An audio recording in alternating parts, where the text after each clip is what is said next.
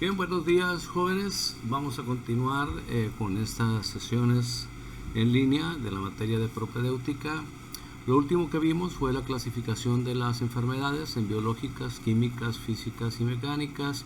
Y vimos también por ahí que de acuerdo a la evolución de cada enfermedad, pues esta puede evolucionar hacia la curación completa, hacia la muerte, hacia el hecho de dejar limitaciones funcionales o anatómicas a lo que llamaríamos secuelas, o también puede evolucionar a el alivio temporal, a lo que llamamos estado de latencia. Es decir, cuando el agente morboso se inactiva o lo inactivamos con medicamentos o con algunas otras medidas, pero ese agente morboso sigue en el huésped y en algún momento dado, cuando tenga la oportunidad, va a contraatacar para volver a formar o a generar la enfermedad.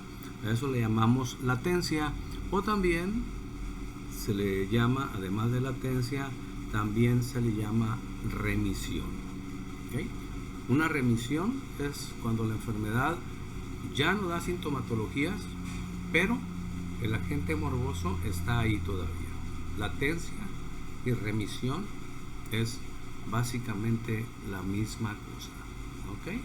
Les voy incluso a anotar por aquí, para que lo tengan presente. Remisión.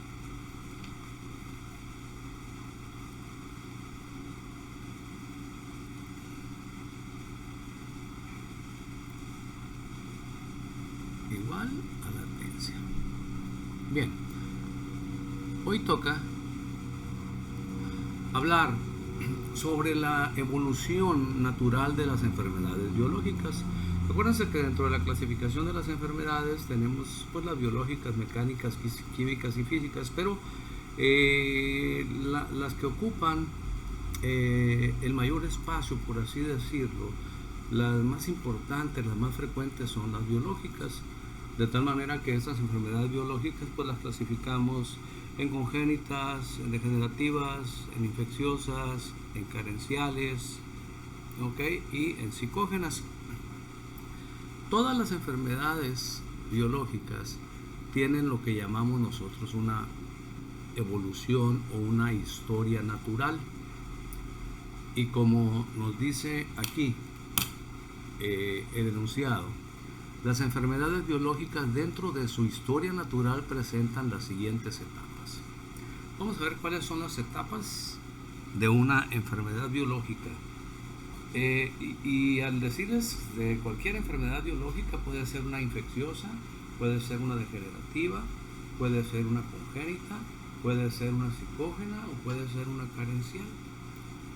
La enfermedad, independientemente del subtipo que sea, siendo biológica, va a tener una historia similar y pondremos algún ejemplo. Todas estas enfermedades biológicas tienen un periodo de incubación. ¿A qué le llamamos periodo de incubación? Pues tal como lo dice ahí, en el periodo de incubación es cuando la enfermedad se está gestando. Nos dice el texto, no hay ninguna manifestación clínica, el paciente se siente bien, pero ya ha adquirido al agente morboso, que no necesariamente es un microorganismo, puede ser cualquier otro factor, que eventualmente puede romper su equilibrio homeostático si encuentra ayuda de adyuvantes o predisponentes. Entonces, este periodo de incubación se refiere al tiempo que transcurre desde que el individuo adquiere, generalmente de manera accidental, de manera involuntaria, adquiere al agente morboso, y el agente morboso ya empieza a trabajar en el organismo de este individuo, empieza a causar alteraciones anatómicas, empieza a causar alteraciones funcionales, pero mientras no rompa ese equilibrio bioquímico, biológico, metabólico, al cual llamamos homeostasis, el paciente no va a sentir nada. mientras su organismo esté compensando las posibles atrocidades que esté causando el agente morboso, mientras el organismo las compense, ese paciente no va a sentir nada. Sin embargo, el agente eficiente, muy seguramente auxiliado por adyuvantes o por predisponentes de los cuales ya hablamos, ya está causando alteraciones en el organismo. Y aquí les puedo poner un ejemplo muy sencillito. Vamos a volver a la moda del COVID. Todos sabemos, porque hemos escuchado, que el periodo de incubación, y así nos dicen, el periodo de incubación puede ser hasta de 14 días. ¿Esto qué quiere decir? Esto quiere decir que tú puedes adquirir el virus, que puedes adquirir el COVID, y en cualquier momento puedes empezar con manifestaciones clínicas desde el día que te contaminaste hasta el día 14. Es decir, hay personas que adquieren el virus y a las 24 horas ya tienen síntomas, otros a las 36, otros hasta los 5 días, otros hasta los 6 días. Bueno, todo ese lapso que transcurre desde que el individuo adquirió el virus, pero que está sin sintomatología, se le llama periodo de incubación. Y es sencillo entenderlo. Si estamos diciendo incubación, se está incubando la enfermedad. Desde luego que el virus está atacando, está destruyendo células, pero todavía no se da el suficiente daño como para que ya haya manifestaciones clínicas. Y así pues, imagínense, aquí estamos, si hablamos del COVID, estaríamos hablando de una enfermedad infecciosa, pero si habláramos de una enfermedad degenerativa, por ejemplo la hipertensión arterial. Sí, la hipertensión arterial. La hipertensión arterial tiene un periodo de incubación larguísimo. ¿Sí? El paciente puede tener cifras de presión arterial altas y no sentir absolutamente nada porque su organismo lo está compensando. La gran mayoría de los pacientes hipertensos se diagnostican como hipertensos de manera fortuita, como un hallazgo, porque van con el médico a otra cosa, ¿sí? Van por alguna enfermedad banal, y el médico, como debe de ser, le toma la presión arterial y nota que la presión arterial está alta, pero el paciente no iba por eso, iba por otra cosa. Esa hipertensión arterial está en un periodo de incubación, todavía no le da sintomatologías de hipertensión arterial.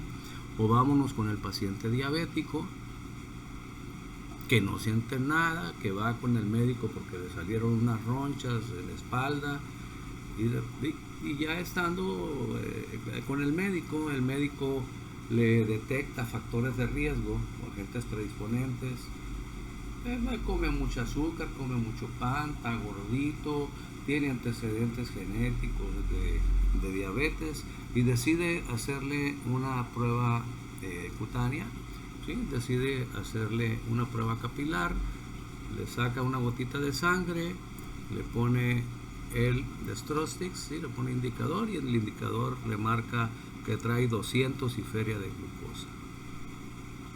Señor, ¿usted es diabético? No, yo no soy diabético. Sí, señor, usted es diabético. Aquí me está marcando que trae 200 y tantos de glucosa. Pero yo me siento bien. Yo no. Dicen que los diabéticos orinan mucho, que comen mucho, que bajan de peso. Mire, me estoy gordito. No puede ser. Pues sí, sí puede ser. Usted es diabético, nada más que ahorita está en un periodo de latencia. ¿Sí? Está usted ahorita, perdón, en un periodo de latencia, no, en un periodo de incubación. La enfermedad se está incubando. A la latencia llegará después. ¿Sí? La enfermedad se está incubando. Por eso usted no siente nada, pero va a llegar un momento en que las manifestaciones propias de la diabetes se le van a presentar. Entonces, estas enfermedades biológicas, todas ellas tienen un periodo de incubación.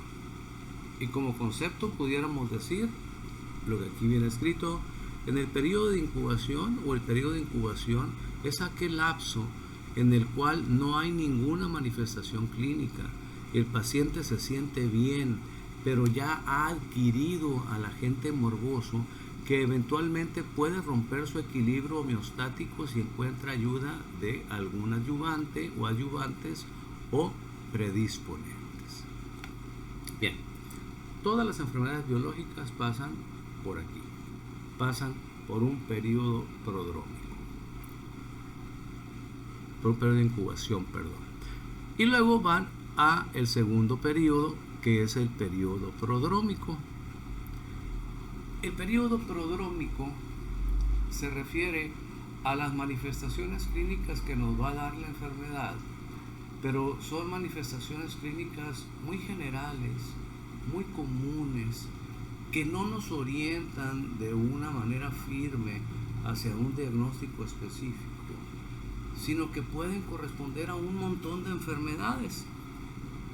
En el periodo prodrómico ya hay síntomas, ya hay signos, ya no hay un silencio clínico como en el periodo de incubación, que el paciente no siente nada. Aquí el paciente ya se siente enfermo, pero esos signos y esos síntomas pueden corresponder a muchas enfermedades diferentes. Como nos dice el concepto, el periodo prodrómico marca el fin del periodo de incubación. ¿Por qué decimos que el periodo prodrómico marca el fin del periodo de incubación? Porque el periodo prodrómico inicia con la primera manifestación clínica. La primera manifestación clínica que presenta el paciente marca el inicio del periodo prodrómico y marca el final del periodo de incubación. Ya la enfermedad finalmente empieza a manifestarse. Pero fíjense bien, el periodo prodrómico marca el fin del periodo de incubación porque ya empieza a presentar sintomatología, pero como dice enseguida, inician los primeros síntomas de la enfermedad, pero son síntomas muy vagos, muy inespecíficos, muy poco concretos en lo que se refiere a que nos orienten hacia alguna enfermedad. Ejemplos: el paciente puede empezar con tos, con dolor faríngeo, con dolor de cabeza, con fiebre, con lagrimeo, con dolores musculares, con diarrea, con vómito, con dolor abdominal. Son manifestaciones clínicas que pueden corresponder a cientos de enfermedades. Son manifestaciones clínicas que no nos permiten a nosotros, desde el punto de vista médico, con la simple exploración física y el interrogatorio, determinar un diagnóstico, ni siquiera determinar un diagnóstico de presunción, un diagnóstico probable. ¿Por qué? Porque estas manifestaciones, a ver, si una paciente o un paciente viene y le dice: doctor, fíjese que vengo porque tengo fiebre. Ay, ¿qué más tiene? Pues me duele la garganta. ¿Qué puedo tener? Bueno, pues a lo mejor yo pienso que trae una faringitis, ¿no? Pero la realidad de las cosas es que pueden ser muchas cosas, no nada más una faringitis. Ahorita, en época de COVID, pues cualquier tos y cualquier dolor de garganta, luego lo etiquetamos como probable COVID, ¿no? Pero vamos a salirnos de la paranoia de la pandemia y vamos a meternos en lo que generalmente sucede. Bueno, pues trae usted fiebre, trae usted dolor de garganta, trae dolor de cabeza, es muy probable que traiga una faringitis, pero pueden ser otras cosas. Es decir, el periodo prodrómico no nos auxilia para hacer un diagnóstico. Cuando una persona se encuentra en este periodo prodrómico es porque unos cuantos días o tal vez unas cuantas horas después la enfermedad se va a manifestar de una manera fluida, se va a manifestar de una manera abierta con todas sus manifestaciones clínicas. Y a eso le llamamos periodo de estado. ¿Okay? Después de un par de días, de 3 días, de que el paciente esté con sus pródromos, es decir, con sus manifestaciones inespecíficas que les acabo de mencionar. Fíjense bien, el periodo de incubación no es el mismo para todas las enfermedades. El periodo de incubación puede ser muy variable. Y ahorita voy a regresar a hablar un poquito más del periodo de incubación. Lo mismo el periodo prodrómico puede durar unos cuantos días. Por lo general este segundo periodo no es muy largo. Y luego pasa al tercer periodo, que es el periodo de estado. Se le llama periodo de estado porque es cuando la enfermedad ya se estableció, ¿sí? La enfermedad ya está ahí. Ya rompió por completo todo el equilibrio homeostático que tenía aquella persona. Ya generó deterioro funcional, generó deterioro anatómico, y ese paciente se siente mal o de plano se siente muy mal. En el periodo de estado, la enfermedad se presenta con todas sus manifestaciones clínicas típicas, signos y síntomas. Es la etapa más seria y crítica del padecimiento, pudiendo evolucionar a la etapa de declinación si se da el tratamiento oportuno, o bien, si no se da el tratamiento oportuno, acuérdense de los niveles de Lebel y Clark, el paciente incluso pudiera evolucionar a la muerte. Ahora bien, no todas las enfermedades son capaces de llevarnos a la muerte, pero hay algunas que sí.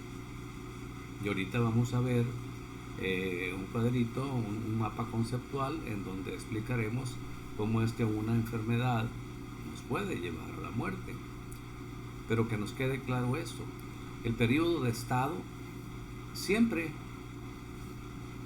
sigue después del periodo prodrómico, y ahí sí, la enfermedad se presenta con todas sus manifestaciones clínicas típicas, sus signos, sus síntomas. Es la etapa más seria y crítica del paciente, pudiendo evolucionar a la etapa de declinación si el paciente acata las indicaciones médicas, si tiene buena evolución, si su sistema inmunológico está competente. Puede pasar a la etapa de declinación, de la cual vamos a hablar ahorita. O bien, si el paciente inmunológicamente está débil y aparte de eso no cumple con las indicaciones que le da el doctor, pues el periodo de estado puede terminar con la muerte. Y aquí una situación que les quiero anotar, y la dejé deliberadamente para anotárselas al final. Aquí, en el periodo de estado, es cuando se presentan los famosos signos, ¿sí? Los signos patognomónicos.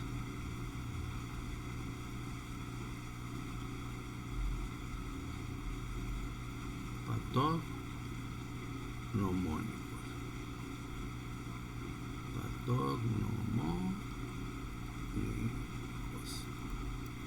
Esta es una G, esta es una N, esta es una M, esta es una O, esta es un acento. Los signos patognomónicos.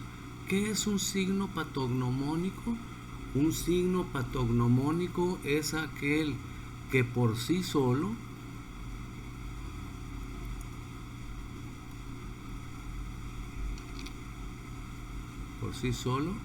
nos hace un diagnóstico. Es decir, un signo patognomónico es aquel que su simple presencia delata a la enfermedad. ¿Sí? Por sí solo nos hace el diagnóstico.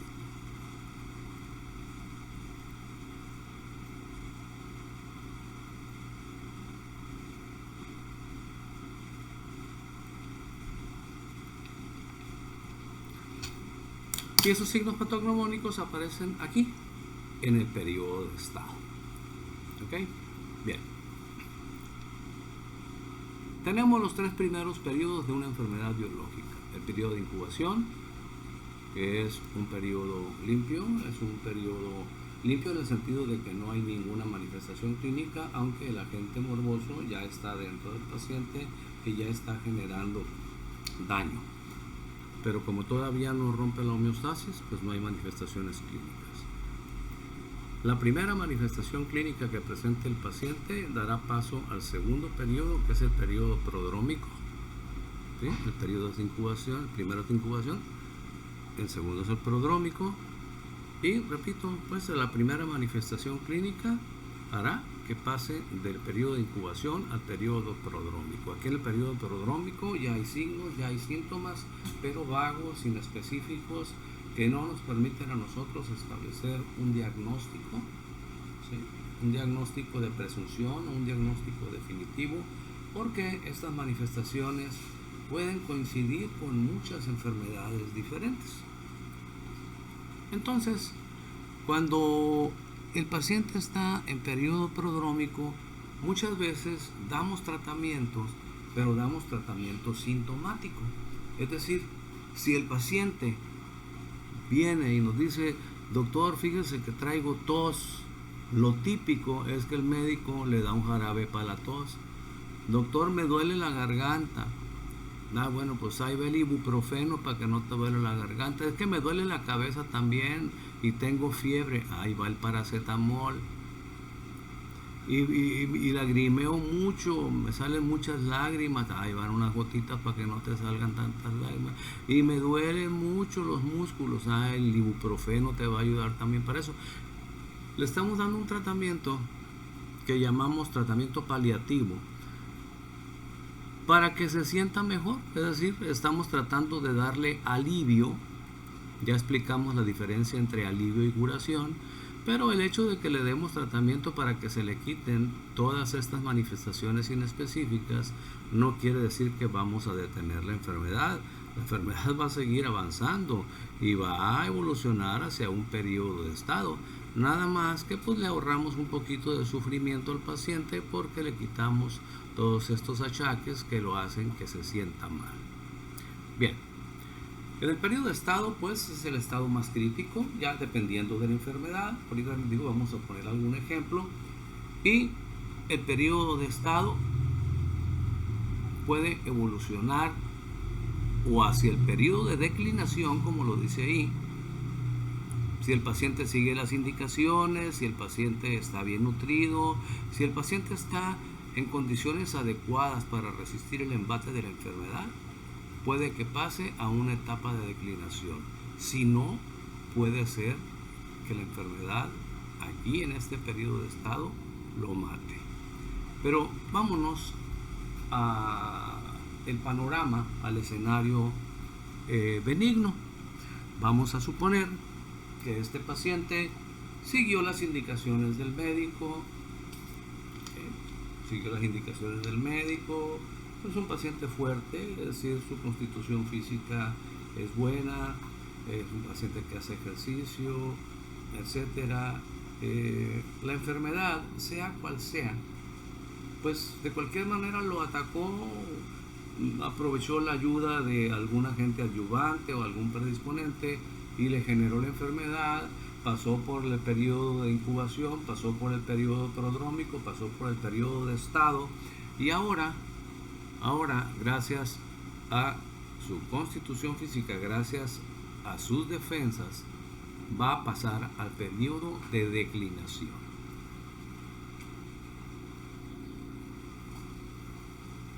¿Qué es el periodo de declinación? Como su nombre lo dice, la enfermedad va declinando, va decayendo.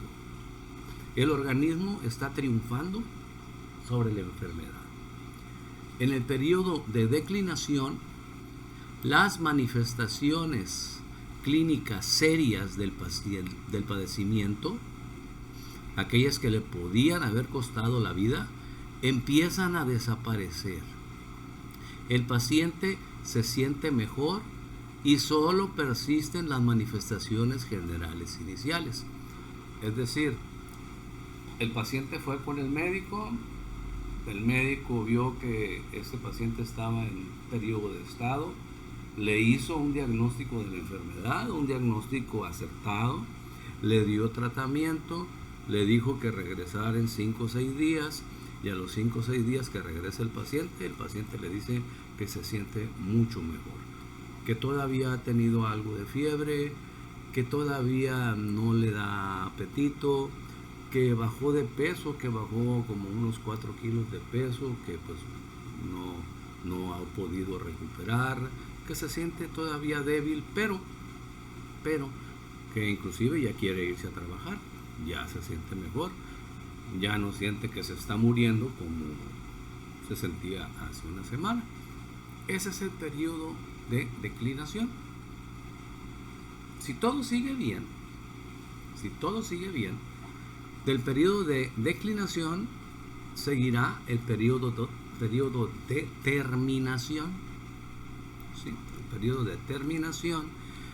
Y en este periodo de terminación, la enfermedad prácticamente se ha resuelto de manera satisfactoria y el enfermo reanuda algunas actividades, se siente mucho mejor y prácticamente no hay sintomatología de ningún tipo. La diferencia entre la etapa de declinación y la de terminación es que aquí en la determinación la enfermedad ya ha terminado prácticamente por completo. Es decir, en el periodo de declinación la enfermedad está mermando, pero todavía puede que haya fiebre, que haya dolor de huesos, que haya dolor de cabeza. Vaya, puede que todavía haya los mismos signos y síntomas que había en el periodo prodrómico, ¿sí? Que había aquí, pero ya con menor intensidad y ya no de entrada, sino de salida.